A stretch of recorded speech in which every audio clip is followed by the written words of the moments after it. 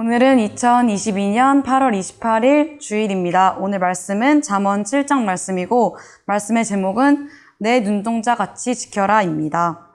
오늘 말씀에서는 하나님의 가르침을 눈동자 같이 지키라고 말씀을 하십니다. 눈동자를 잃게 되면 순식간에 생명을 잃을 수 있습니다. 눈동자로 우리가 다른 것을 보지 못한다면 우리에게 닥쳐오는 위협을 알 수 없기 때문입니다.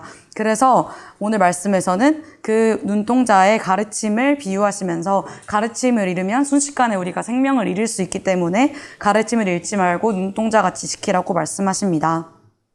그리고 오늘 말씀에서는 두 사람이 나옵니다. 첫 번째로 7절 말씀에서 이 젊은이도 정신 나간 사람이라고 되어 있습니다. 그리고 10절 말씀에서는 어떤 여자가 창녀처럼 꾸몄다고 되어 있습니다.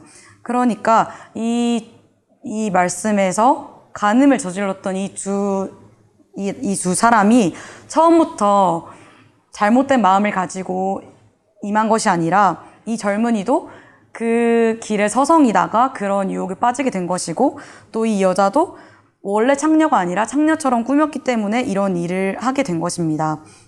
즉, 유혹은 항상 합리화를 전제로 합니다. 그냥 아무런 거 없이 잘못된 것이라고 말한다면 선뜻 받아들이기 어려울 것입니다. 그렇지만 처음부터 맞는 것이라고 전제하면서 조금씩 합리화해가기 시작한다면 우리는 그 유혹에 빠질 수밖에 없게 됩니다. 이 두 사람도 마찬가지입니다. 결국 이 두 사람도 그런 합리화에 빠지게 되었고 이 여자도 그런 합리화로 그 젊은이를 유혹하여서 이 둘은 잘못된 길에 가게 되었습니다. 오늘 말씀에서 23절 말씀에서는 그 화살이 심장에 꽂힐 것이라고 말씀하셨습니다. 우리가 그 유혹에 빠지게 될 때는 그것이 화살이라고 생각하지 못하게 됩니다. 그렇지만 그 유혹에 빠지고 그 유혹에서 헤어나오지 못할 때 결국 그것은 우리에게 화살이 되어서 우리를 빠져나오지 못하게 하는 올무가 되고 맙니다. 그렇기 때문에 우리는 유혹에 빠지지 않도록 계속해서 주의하고 깨어 있어야 합니다. 또한 우리가 합리화에 빠지지 않도록 바른 것이 무엇인지 늘 분별하면서 살아가야 합니다. 25절 말씀에서는 이 잠언을 말씀하신 분께서 그녀가 있는 길에 서성이지 말라고 하셨습니다. 애초에 그런 길에 서성이지 않았다면 유혹에 빠질 일이 덜했을 것입니다. 그러나 자신에게 그런 마음이 있기 때문에 서성이고 있는 것입니다.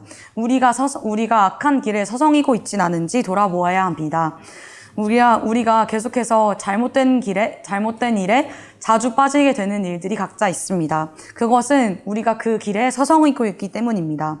서성이지 않도록 내가 그것을 완전히 없애기 위해서 그 길에 완전히 반대되는 행동을 하면서 살아가야 합니다. 또 오늘 말씀에서는 이 유혹에 빠진 사람들을 제3자가 지켜보고 그런 일에 빠지지 말라고 말씀하십니다. 우리의 주변에도 이런 일들이 너무나 자주 일어납니다. 직접적으로도 이런 간음하는 일들 그리고 성적인 잘못들이 너무나 많이 일어나고 직접적일 뿐만 아니라 우리가 이렇게 유혹에 빠지게 하는 것들이 너무나 많이 일어나고 있습니다. 오늘 말씀에서는 이런 상황들을 보고 아버지가 아들에게 이러한 일들에 빠지지 말라고 말씀하십니다. 우리도 이 주변에 일어나는 이런 일들을 보면서 유혹에 넘어가는 것이 아니라 깨달음을 얻을 수 있어야 합니다. 우리가 살아가다 보면 이런 일들을 잘못했다고 생각을 하면서도 스스로가 그런 유혹에 빠지게 될 때가 많습니다. 그런 일들에 빠지지 않을 수 있도록 계속해서 유혹을 물리치고 하나님의 말씀을 생각하고 기도하면서 또 다른 사람들에게 전하면서 우리의 마음을 분별할 수 있어야 합니다. 오늘 말씀에서 말씀하셨던 것처럼 우리가 항상 눈동자같이 우리에게 주신 가르침을 지킴으로써 유혹에 흔들리지 않고 항상 하나님의 말씀대로 살아가는 우리 모두가 되시기를 예수님의 이름으로 축원합니다.